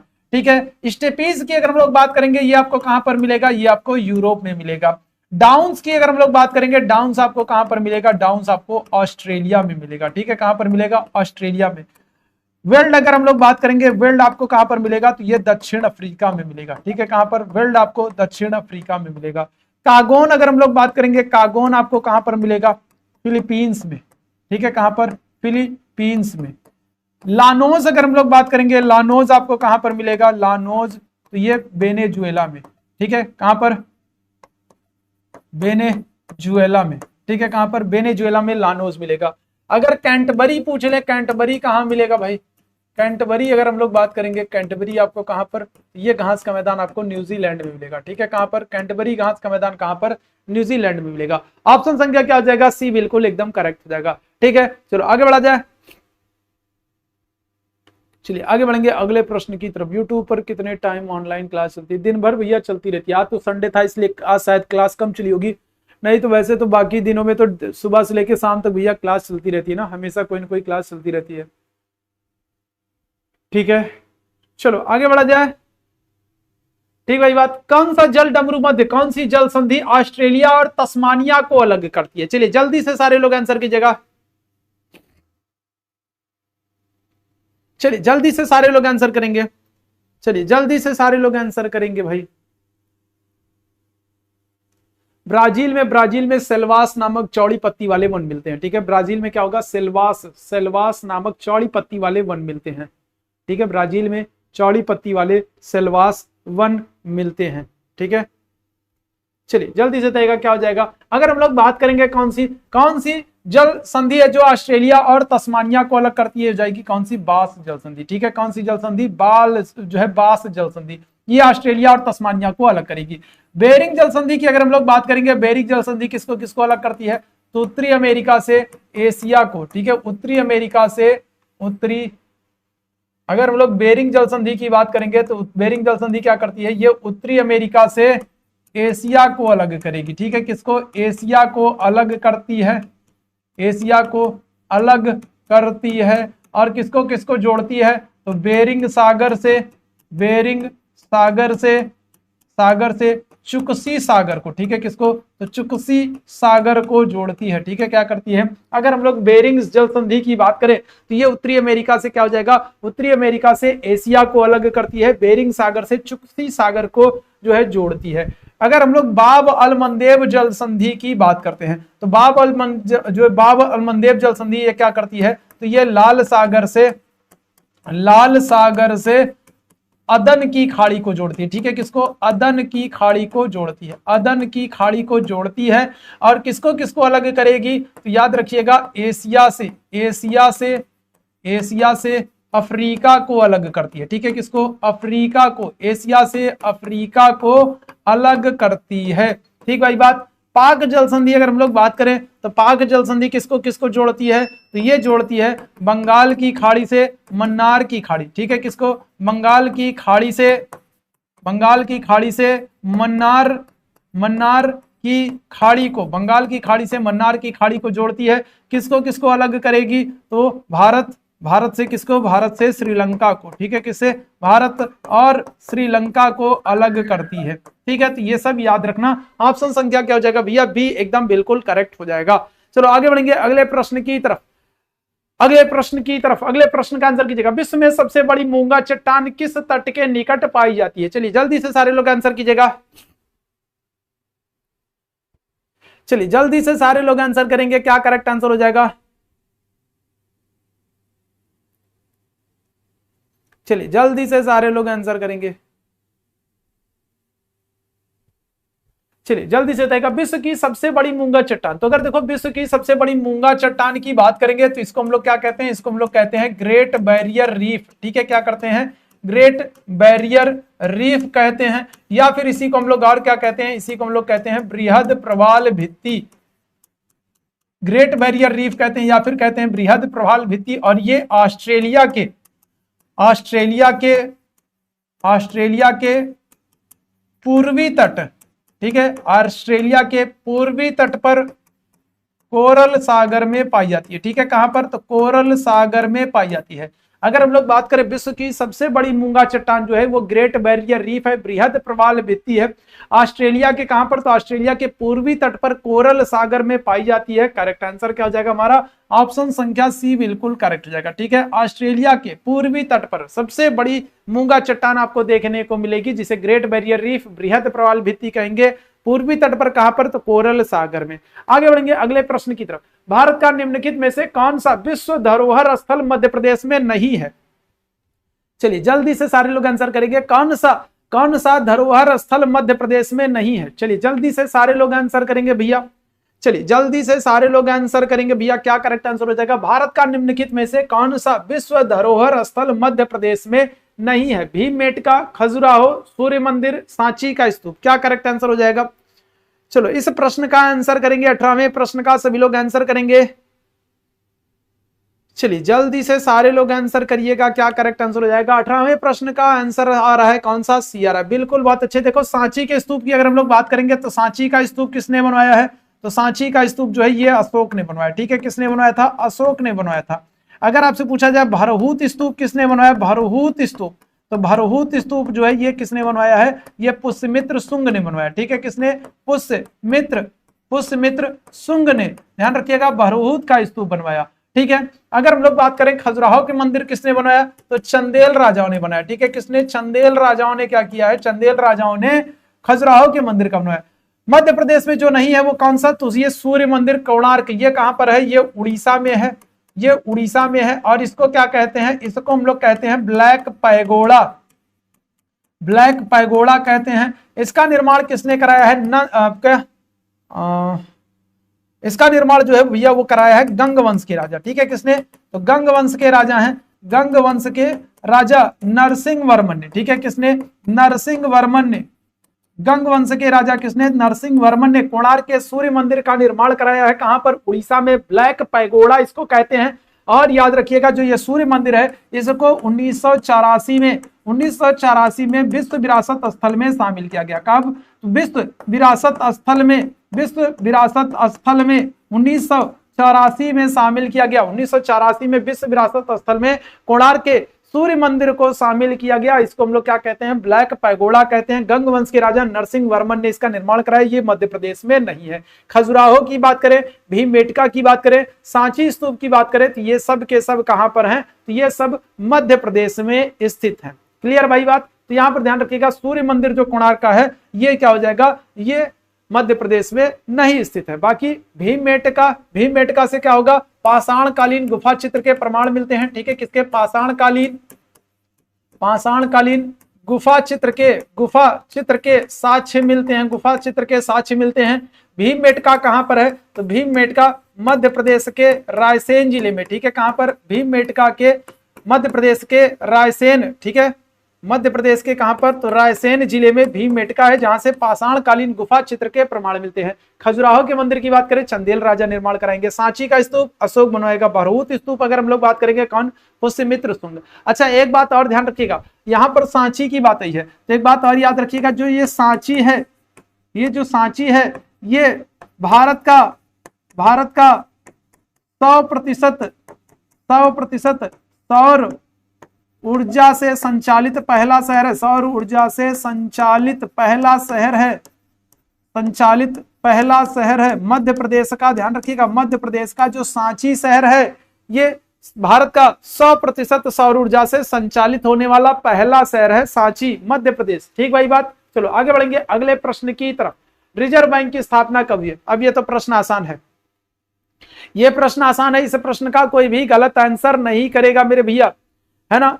इस प्रश्न का कोई भी गलत आंसर नहीं करेगा। और जितने भी मेरे भाई बहन जुड़ते चल रहे हैं, जो लोग बाद में जुड़े हैं, जिन लोगों ने सेशन को शेयर नहीं किया है, विनम्र निवेदन है मेरे अच्छे वाले भाई बहनों से कि अपने अपने स्तर पर सेशन को एक बार लाइक और शेयर कर दो भाई, है ना। एक बार सेशन को शेयर कर दो। अगर सेशन पसंद आ रहा है तभी शेयर करना, नहीं तो बिल्कुल भी मत करना। ठीक है, क्या हो जाएगा? रिजर्व बैंक की स्थापना 1 अप्रैल 1935 को, 1 अप्रैल 1935 को रिजर्व बैंक की स्थापना होगी। राष्ट्रीयकरण 1949 में होगा। आरबीआई के पहले गवर्नर कौन होंगे? ऑसबर्न स्मिथ होंगे। पहले भारतीय गवर्नर कौन होंगे? सीडी देशमुख होंगे। वर्तमान में कौन है? शक्तिकांत दास हैं। कौन से नंबर के हैं? 25वें नंबर के हैं, है ना। कई बार बता चुका हूं, ये सब कई बार बता चुका हूं, इसलिए आज दोबारा दोहराऊंगा नहीं। ठीक भाई बात। चलिए आगे बढ़ेंगे अगले प्रश्न की तरफ। चलिए, बक्सर का युद्ध किस वर्ष हुआ है? चलिए जल्दी से सारे लोग आंसर करेंगे। बक्सर का युद्ध किस वर्ष हुआ है? चलिए जल्दी से बताइएगा। 1765, 1759, 1764 या फिर 1763 में बक्सर का युद्ध। बक्सर के युद्ध की अगर हम लोग बात करेंगे, बक्सर के युद्ध की अगर हम लोग बात करेंगे तो बक्सर का जो युद्ध है इसमें दिल्ली से मुगल बादशाह कौन है? तो दिल्ली से मुगल बादशाह शाह आलम द्वितीय हैं, शाह आलम द्वितीय हैं। अवध से अगर हम लोग बात करेंगे तो अवध के नवाब शुजाउद्दौला हैं। ठीक है, कौन है? तो अवध के नवाब शुजाउद्दौला हैं। इसके अलावा अगर हम लोग बात करेंगे तो जो बंगाल है, तो बंगाल के नवाब कौन रहेंगे? तो मीर कासिम। ठीक है, कौन है? तो मीर कासिम। ये तीनों लोग एक तरफ रहते हैं। ठीक है, ये तीनों लोग एक तरफ रहेंगे। और दूसरी तरफ अगर हम लोग बात करें तो दूसरी तरफ अंग्रेजी सेना थी, और अंग्रेजी सेना का नेतृत्व कौन करते हैं? हेक्टर मुनरो करते हैं। ठीक है, कौन करेंगे? तो हेक्टर मुनरो। अगर हम लोग बक्सर के युद्ध की बात करेंगे, अगर हम लोग बात करेंगे तो बक्सर के युद्ध में देखो, एक तरफ दिल्ली के मुगल बादशाह शाह आलम द्वितीय हैं, इसके अलावा अवध के नवाब शुजाउद्दौला हैं और बंगाल के नवाब मीर कासिम है। दूसरी तरफ अंग्रेजी सेना रहेगी और अंग्रेजी सेना का नेतृत्व कौन कर रहे हैं? हेक्टर मुनरो कर रहे हैं।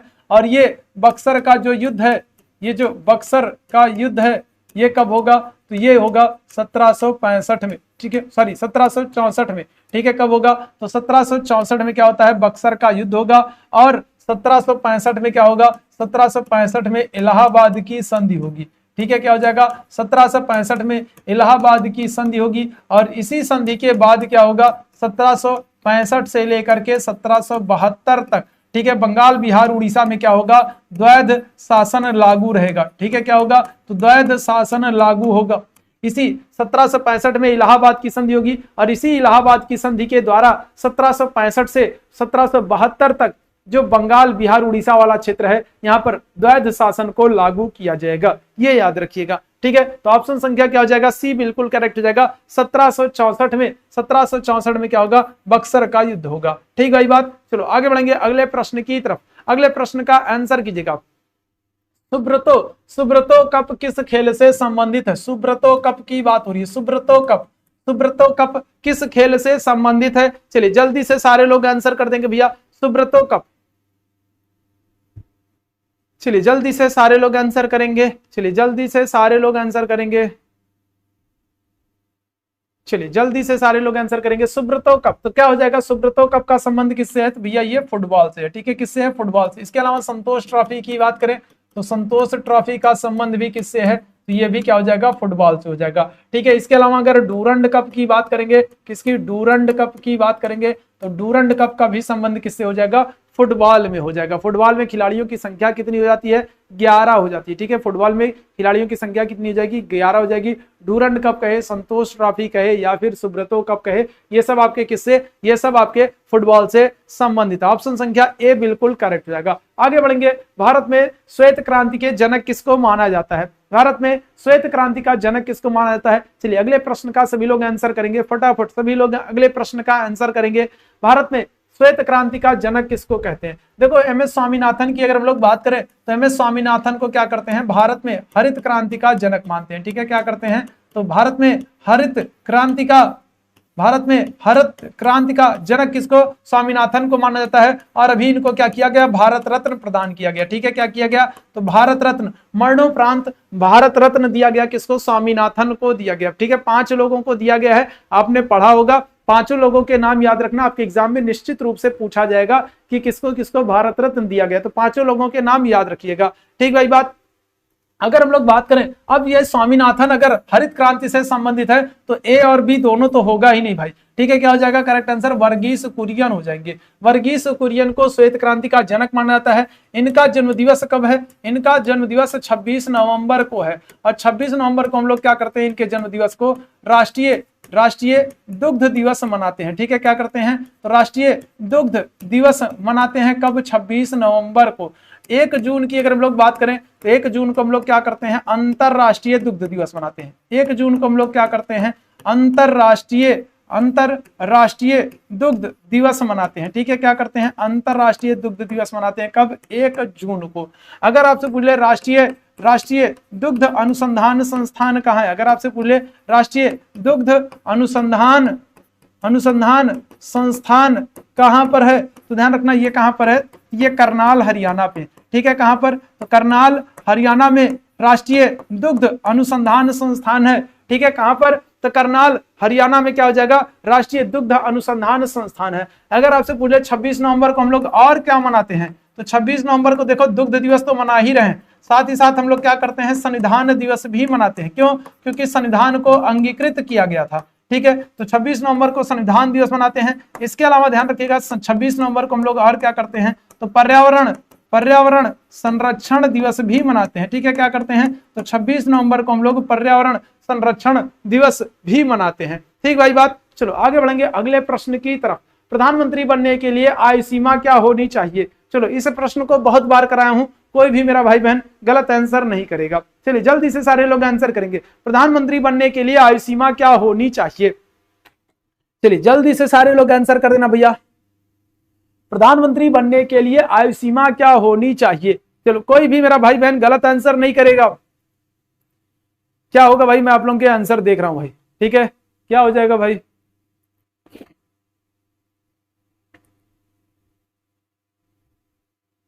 अभी देखो कौन है भाई, कौन है जो गलत आंसर कर रहा है? सुमन झा,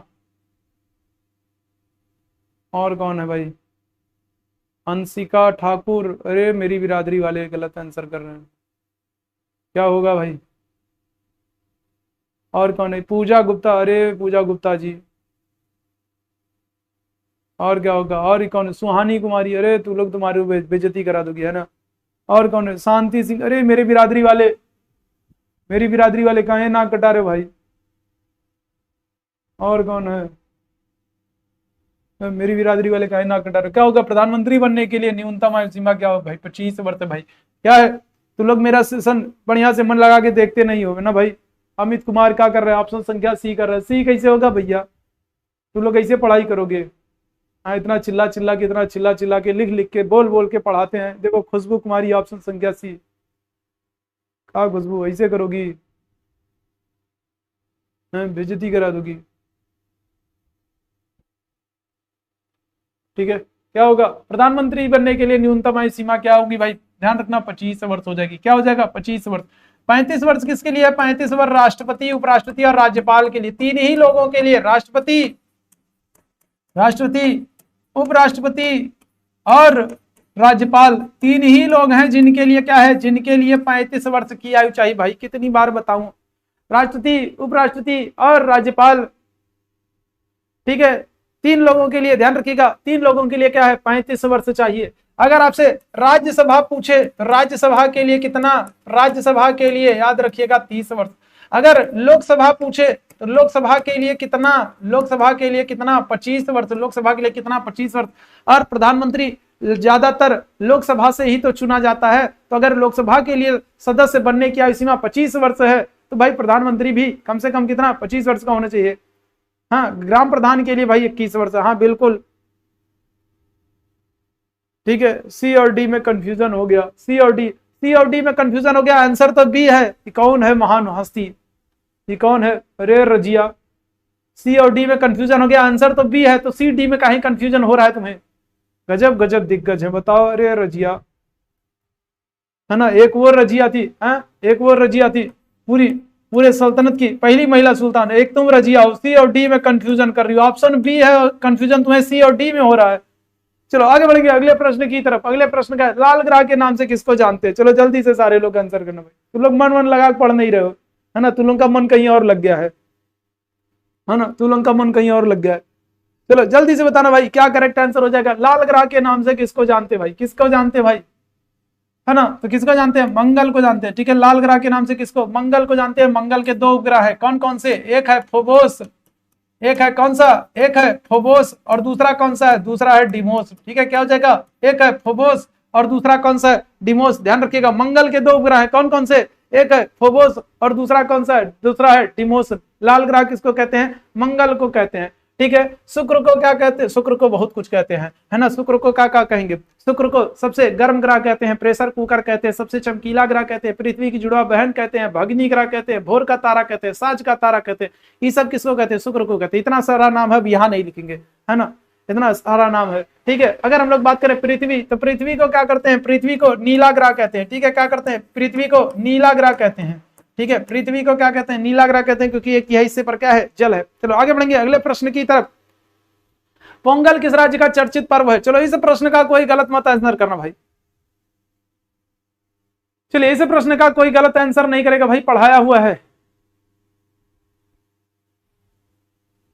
चलिए जल्दी से सारे लोग आंसर करेंगे, चलिए जल्दी से सारे लोग आंसर करेंगे, है ना, जल्दी से सारे लोग आंसर करेंगे। ठीक है, पोंगल, पोंगल किस राज्य का चर्चित पर्व है? बहुत बार पढ़ाए हैं, कोई गलत आंसर नहीं करेगा, है ना, कोई गलत आंसर नहीं करेगा। चलिए जल्दी से सारे लोग आंसर करेंगे। पोंगल किस राज्य का? 25वें प्रश्न का आंसर करो भाई, 25वें प्रश्न का आंसर करो, क्या हो जाएगा? देखो ये कौन है? खुशी जायसवाल। खुशी तू पढ़ नहीं रही हो, केरल आंसर कर रही हो, देखो, है ना, इतनी बार पढ़ाए क्वेश्चन तो वो गलत कर रहे हो तुम लोग, ऐसे तुम लोग पढ़ोगे? ये कौन है? सी ऑल ऑप्शन कौन दे रहा? ममता दुबे जी, आप पढ़ाई नहीं कर रही हैं। और कौन है भाई? और कौन है भाई? और ये कौन है? केरल कौन आंसर किया? कौन केरल आंसर किया? कहाँ गई? मुन्नी खातून, पढ़ नहीं रही हो तो, है ना। और कौन आंसर कर रहा है भाई? और कौन है? नवीन, नवीन, नवीन जी कौन आंसर कर रहे हो? डी आंसर कर रहे हो, आंध्र प्रदेश कर रहे हो, कैसे भैया? अरे एक से एक दिग्गज है। केरल कौन है? मधु कश्यप, केरल कर रही है। क्या होगा? पोंगल किस राज्य का उत्सव भाई? पोंगल तमिलनाडु का उत्सव। ठीक है, पोंगल किसका? तमिलनाडु का। केरल का कौन सा? केरल का ओणम है भैया। केरल का क्या है? केरल का ओणम है। तमिलनाडु का क्या है? तमिलनाडु का पोंगल है। तमिलनाडु का पोंगल है। और क्या है? और जल्लीकट्टू है। ठीक है, क्या है? तो जल्लीकट्टू है, याद रखिएगा, क्या है? तो जल्लीकट्टू है। तमिलनाडु का अगर हम लोग बात करें, तमिलनाडु का चर्चित पर्व कौन सा है? पोंगल है, जल्लीकट्टू, ये तमिलनाडु में। केरल में अगर हम लोग बात करेंगे क्या हो जाएगा? ओणम हो जाएगा। तमिलनाडु का लोक नृत्य अगर आपसे बात करें, लोक नृत्य कौन सा हो जाएगा? भरतनाट्यम हो जाएगा। ठीक है, क्या हो जाएगा? भरतनाट्यम हो जाएगा। ठीक है, अगर हम लोग कर्नाटक का लोक नृत्य पूछा जाए क्या होगा? यक्षगान होगा। कर्नाटक का लोक नृत्य यक्षगान होगा। केरल का अगर पूछा जाए तो क्या होगा? कथकली, कथकली। और क्या हो जाएगा? और मोहिनी अट्टम हो जाएगा। ठीक है, क्या हो जाएगा? मोहिनी अट्टम हो जाएगा। मोहिनी अट्टम हो जाएगा। कहाँ का? केरल का। आंध्र प्रदेश का अगर पूछा जाए क्या हो जाएगा? कुचिपुड़ी हो जाएगा। क्या हो जाएगा? कुचिपुड़ी।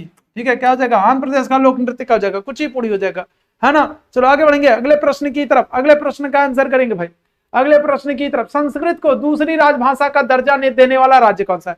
कौन सा राज्य है जिसने संस्कृत को दूसरी राजभाषा का दर्जा दिया?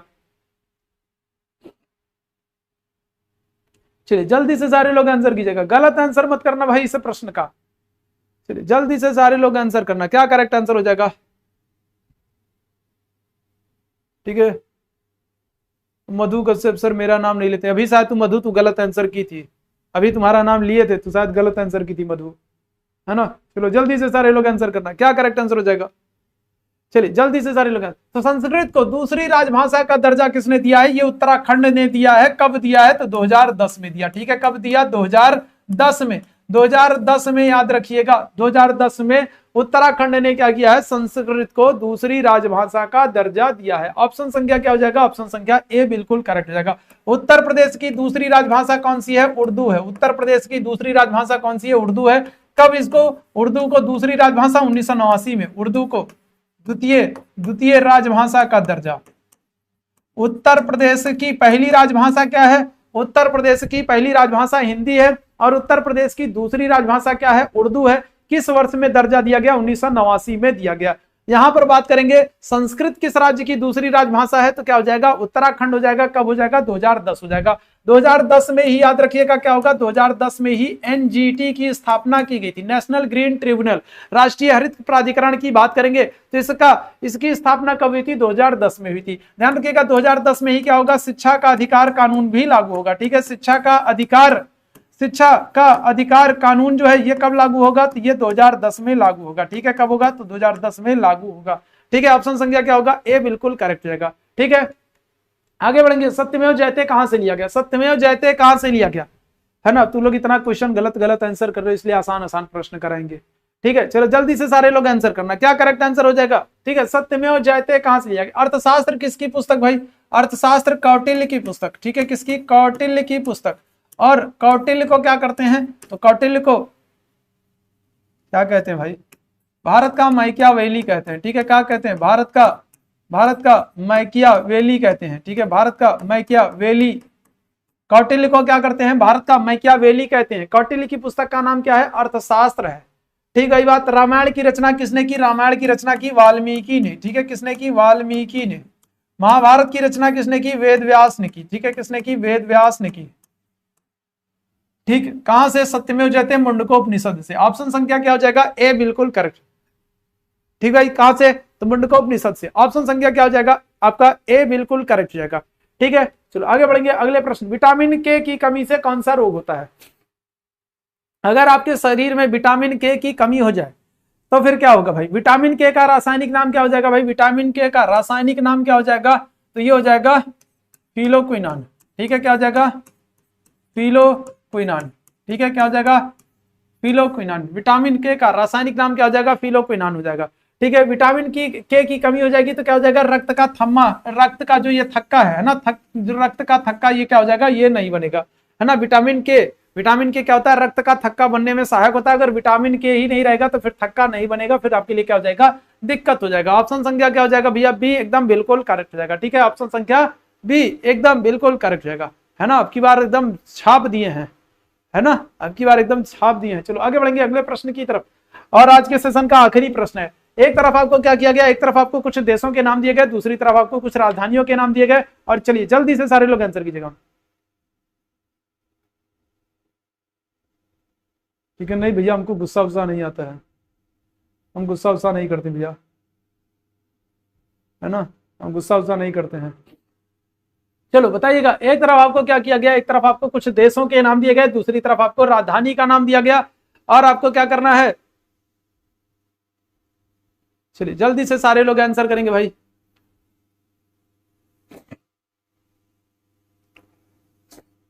चलो जल्दी से सारे लोग आंसर कर दो भैया, क्या करेक्ट आंसर हो जाएगा? चलो जल्दी से सारे लोग आंसर कर देना, क्या हो जाएगा? तो अगर हम लोग बात करेंगे तो देखो यहाँ पर ब्राजील की राजधानी क्या है? ब्राजील की राजधानी तो ब्राजीलिया है। ठीक है, ये तो बिल्कुल ठीक है। ठीक है, ऑस्ट्रेलिया की राजधानी क्या है? कैनबरा, ये भी ठीक है। चीन की राजधानी बीजिंग, ये भी ठीक है। स्पेन की राजधानी क्या होता है? स्पेन की राजधानी भैया मैड्रिड है। ठीक है, स्पेन की राजधानी क्या है? स्पेन की राजधानी है मैड्रिड। और वियना किसकी राजधानी है? तो वियना अगर हम लोग बात करेंगे तो ये ऑस्ट्रिया की राजधानी है। किसकी राजधानी है? तो ऑस्ट्रिया की राजधानी। तो ऑप्शन संख्या क्या हो जाएगा भैया? ये बी वाला, यही हमारा क्या हो जाएगा? गलत हो जाएगा। ठीक है, ऑप्शन संख्या बी क्या होगा? यही वाला हमारा बिल्कुल करेक्ट आंसर हो जाएगा। ठीक है, ब्राजील की राजधानी ब्राजीलिया, ऑस्ट्रेलिया की राजधानी कैनबरा। ठीक है, और कौन सा है? चीन की राजधानी आपको पता है बीजिंग। यहाँ पर अगर हम लोग बात करेंगे तो स्पेन की राजधानी क्या है? स्पेन की राजधानी मैड्रिड होती है। और वियना किसकी राजधानी है? ऑस्ट्रिया की राजधानी वियना होती है। ठीक है बात, तो ऑप्शन संख्या क्या हो जाएगा? बी यहाँ पर बिल्कुल आपका करेक्ट आंसर हो जाएगा। तो ये आज का महत्वपूर्ण सेशन था। 20, 22, 25, 28, 30 क्वेश्चन हम लोगों ने जीके जीएस के किए। उम्मीद है सेशन आप लोगों को पसंद आया होगा। सेशन अगर पसंद आया हो तो सेशन को एक बार आप सभी मेरे भाई बहन अपने अपने स्तर पर लाइक और शेयर कर दें। और अभी के लिए बस इतना ही करूंगा। थैंक यू सो मच आप सभी मेरे भाई बहनों को मेरे साथ जुड़ने के लिए। मन लगा के पढ़िए, इसी तरीके से अच्छे से हंसते रहिए, मुस्कुराते रहिए, और मेरे साथ, है ना, मेरे साथ मन लगा करके पढ़ते रहिए, और इंस्टाग्राम पे फॉलो कर दीजिए। चलो थैंक यू सो मच मेरे साथ जुड़ने के लिए। Thank you.